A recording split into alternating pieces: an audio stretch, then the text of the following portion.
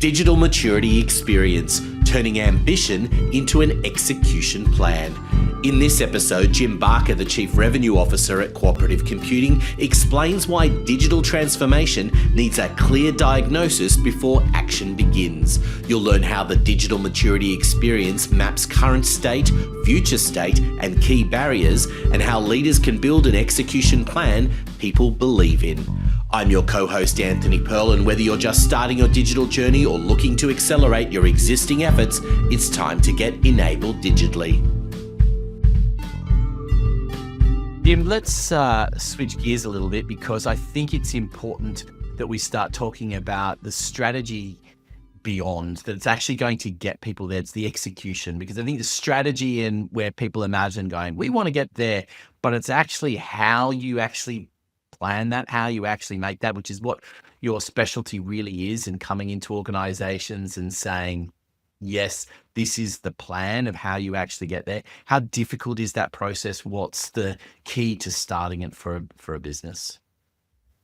Yeah, Anthony, we figured out years ago that it's going in and understanding an organization and helping them grow to where they want to be is very analogous to the human body. We have to go into the doctor. We have to get things looked at. I said in Dallas, Texas, we got this place called Cooper Clinic. And you can go to Cooper Clinic and you can pay $2,000, $3,000, $4,000, whatever it is, and they will run dye through your system. They will you'll spend all day there. When you get done, you've got a very, very, very, very detailed report on, this is exactly Jim Barker. This is what his weight is. This is his exercise program. This is the medications he's on. Now they've got all these things that tell you your likelihood to get all of these different ailments later on in life and all that. And so for a human being, that really is like, I need a really in-depth assessment to say, where is Jim starting? Even if Jim wanted to be a UFC fighter at 54 years old, and he sure doesn't look like or have the build of one, and he didn't have the fighting skills, I still need to understand, where is he? I can't just say, okay, that's great. You're behind, so let's throw you in the ring. You need to go in the ring, start fighting some guys. I'd be beat to a pulp. It just wouldn't be a very good experience. So we got to take a snapshot of that. We call this, what we put together, a digital maturity experience, which really goes in and looks at the organization to understand where are they today, then help them build a strategy to where they want to go, and then identify what are those things in between that strategy that are going to keep them from getting there, that may already today is keeping them from getting there, but will also keep them from getting there. So as an example, we've got a manufacturing organization here in Dallas that we've worked with for 3 years. When we first started working with them, they did $26 million of revenue the prior year. This last year, they would have crossed, they'll cross $400 million in revenue, I'll say. So they've literally 15 plus X their business over the last 3 years. When we go into that organization, the first thing we have to identify is, where are they, and then where they want to go. When they started talking about where they wanted to go, they had pretty ambitious plans. Now, believe it or not, that very same organization had, at that point in time, we did just kind of this current state, desired future state workshop that we do. And it's usually an hour and a half, 2 hours with the leadership team. And with their leadership team, we went through it and they said, look, we'll probably end up reaching 100 million this year. And this was right after doing 26 million. We'll probably reach 100 million this year, and we're going to 500 million by 2030. Now, by 2030, they'll have surpassed 500 million by a long shot. I know this because they're well on their way. Well, the reality is we've got to capture where they are today, because it doesn't matter what the future is until you can really fully understand what's going on here. What does Jim do? As an example, if you go back to our human ability, if we look at us physically, if the doctor had said, Jim, I'm going to need you to go run 2 hours a day in the middle of the day, it'd probably been a tough deal for me. I'm in Dallas, Texas in June, July, August, and September. You don't do too much running in the middle of the day. I work during the day. There's all these things that go on. My knees, I'm 54, my knees aren't that great. So you have to understand, okay, where are they today? Because even if Jim wanted to become a UFC fighter, I need to help him understand where he's going. So when we go through that assessment, which is really, really core, we look at, and a lot of people think, oh, it's systems and technologies type stuff. We start with the organizational capability. What makes up their organization today, people-wise, workforce-wise, and where are the gaps? What are the red, green, yellow? And some of this is not like you got the wrong people. Normally, it's like you got people doing the wrong things. Like you got somebody over here in procurement doing work that actually should be done in this area of supply chain or whatever that might be. And that we find that quite often. So the first thing is, let's identify organizational capabilities. Where are you today? The next most important, the second most important is the methods and procedures. This is the one that most people miss. They think, and we do it as human beings, we do it. I don't know how many times I told my kids to do this and they just won't do it. It's like, okay, well, at some point in time, the telling your kids to do it's not working, Jim. You got to show them how to do it. You got to walk them on the journey to do it. You got to help them do it. There's things that you got to do. And so that element of, okay, now I've got to understand my methods and procedures. How have I properly set up SOPs or whatever to say, here's exactly how we're going to perform to get the end result we want. And then we go into the systems and technology and say, how does all that align? And what KPIs are you actually tracking? Believe it or not, some cases we go into organizations, the KPIs are all over the place and the wrong people are tracking the wrong KPIs. Believe it or not, we actually will see KPIs being tracked in a sales organization for operations KPIs and operations tracking sales KPIs against themselves. Like, okay, I love the idea of there's a lot of intelligence built between the groups, but are you guys actually contributing? And they're not. So it's like, okay, you got a little bit of a silo here. So we start with that digital maturity experience and say, let's capture a real clear picture of where you are today. Let's help you build a strategy to where you want to go. And then let's go with an execution plan that says, here's exactly what needs to be done in what order of priority. And then we build business cases out of it. A lot of cases that priority is dictated by what's the opportunity. So if I've got, I'm here today, I'm going here tomorrow, and there's something that's going to help me get 3/4 of the way, but it might be pretty darn expensive. I might just go ahead and do that first. That might be my very first thing. As an example, that might be, we had a client that had, they had a 18-year-old instance of Oracle ERP that was outdated, unsupported, and just, they had done everything possible to put shoestrings and duct tape to keep this thing together and workarounds all around it. And we finally got to the end of the digital maturity experience and said, okay, what do you guys think? Everybody had gone through this voting exercise and all this. They say, well, it looks like we've got to replace our ERP. It's like, okay, well, unfortunately, sometimes you just got to do those types of things. So that's where we start. We start with helping them get through a place of understanding, where are you today? Where are you trying to go? Get really good visibility into it. The more visibility you can get into how to get there, the more people believe it anyway. The better, CEOs and leadership in the organization can communicate with the rest of the organization about getting there, because they're more confident because they can see that roadmap to help them get there. And when you start mapping those things out, how much do you see as a system problem versus a people problem? Oh, it's mostly people problems. They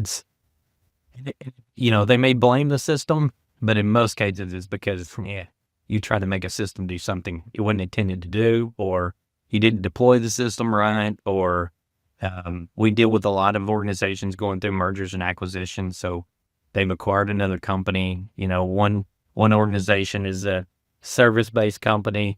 That's $1 billion is a client of ours, by the way, $1 billion. They acquire a $200 million manufacturing organization. Those organizations operate totally different. And so integrating those organizations just looks completely different. But it's not because either one of them has a lack of digital technology. That's for sure. They've invested really well. It's just unfortunate because it's the people aspect of, okay, we got to rewire some of their thinking, because now you've got these two people that start playing together, and they're not typically the ones that are playing together. I'll use the American football analogy with baseball. You got a baseball player playing with a football. Look, they don't play the same sport. They don't play the same way. Then the baseball player's going to get hurt. The football player's going to hit them, and it's not going to feel good. So I would say it's mostly people. Yeah, I'm sure many football teams would welcome a baseball being thrown at them in the middle of a game. Yeah, exactly. But it is an interesting scenario where you've got all of these different things going on, and they've got an idea of where they want to get to. So you talk about the execution and having to bring them in place. So I imagine there's some resistance on one end, but finding the right tool to use, whether it's an existing one and discarding a bunch of others, or whether it's bringing something else that's completely new into the equation. How much of a challenge is that in getting some acceptance and recognizing that this has to get you to this is what you need to get you to the strategy? It's interesting, Anthony. It's a really interesting question. I'll tell you, in most cases when we go in, we'll say this and we see it. Most organizations have 90% of the tech they need. Not forever, but at least for where they are at that point in the journey. They've got 90%. They may be lacking the 10. But I'll tell you what's really interesting is the ones who have adopted it, if it's been there for a while and you got some heavy power users, even if they've adopted it wrong, it's really hard to get them to change their habits. And so sometimes we just have to emulate it. Sometimes we literally have to with our digital workforce, put in a digital person and go, let's let a digital person do this and show them the method of how it can be done. Sometimes that then results in, well, great, I'm glad you got somebody to do that, and let them keep doing it. And that's great. But the reality isn't, it also helps shift thinking. And if you think about what we're really trying to do in most cases, we're intelligent human beings, but we have to be challenged to shift our own thinking around things that we've come to believe. And I would say guys like me, as old as me, I'm come to believe and can count on a notepad and paper. At some point in time, I had to grow beyond that notepad and paper. Luckily for me, it was 1998, and it was when I finally got a gateway laptop and daytime organizer on my desktop, and I could just load in all my contacts into it. But the reality was I had to at some point say that's not working any longer. What showed me it wasn't working was I could see everybody around me, the sales team around me, everybody's doing the same thing. Everybody had the yellow page book, and everybody's just writing in the yellow page book and earmarking the pages and then going back and calling them 3 weeks later and all this. And it's like, oh my gosh, this is chaos. And so there's some people that are just really resistant to change. And that's a tough walk with an organization. But in most cases, it's not because they lack digital technology. In most cases, they got plenty of digital technology. It's really rethinking between their ears how they've been doing something. The more and more we do things, the more and more we build habits, the more difficult it is to unweave those habits sometimes. And unfortunately, some of us have gotten really good at being very efficient in doing things, repetitively over and over. And at some point we just wake up and go, man, it's not even healthy for me to keep doing that. I got to stop. And that is a big challenge within itself. But I imagine then the extension of that is then challenging the way people are thinking about it, because I know you've got some great concepts, and we're going to get to them in more detail in future episodes. So everyone listening in, please stay tuned for future episodes. But just to tease it out a little bit, you talk a little bit about a digital workforce, and that at a high level concept is something that is completely new to people. I mean, probably we couldn't have imagined that 5 years ago. So now at this point, even making that a reality and bringing that into people's thinking, how do you firstly get that into the psychology of people and saying, in order to execute, to deliver the strategy that you want to get you where you want to be, you have to change your thinking on what's going to be needed to get you there? Yeah, that's a good one. That's a deep one too. There's a couple of thoughts that come to mind with that. One is sometimes it has to be shown. Sometimes they just have to see the capability. There's a greater capability. Once we naturally, as human beings, everything that we can do to get closer to. I love getting to see you while we're doing this. I love it. I love getting to see you face to face. If we were on something where I couldn't see you, it wouldn't be as intimate to me. We wouldn't have as good of a relationship. It's like, and look, this is life in general. I mean, in a perfect world, we all want to be face to face with each other, hugging and doing everything in the world. The reality is it doesn't always work that way. And so when we go into some of these organizations and they're on this journey, that one of the things that we try to do is get them really hyper focused on their goals. If we can get your KPIs and we can get you to believe your KPIs, and we can get the organization to believe the KPIs, it usually drowns out a lot of distractions. So the distractions oftentimes are, I haven't done this before, so I got to see it to believe it, or it's not even possible. And look, we deal with this with digital workforce. It's kind of what you'll see now that we've started kind of putting roles in place and rolling out this, customer experience, Clara, and some of these others, because we can replicate those digital people that we built to perform the functions. Their data sets may be different. The way they handle things in an environment may be different. But we do that because we as human beings need to see it. Everyone's like, I want to, in general, that's the whole thing that gets everybody buying so much software is these demos. People get on these product demonstrations, and man, if you don't think these people have done 1,000 of these product demonstrations and are remarkable at it, you're wrong. So it's going to look like it's so simple. They're going to make it look so simple. They've learned every way around not making it look complex, how to avoid every angle that you look. They get trained on it. This is what they're doing day in, day out. In a lot of cases, when they get hired for weeks, all they do is get trained on how to demo software and make it look good to you so you'll buy it. And so, and I'm guilty of this. I get this, my kids know it.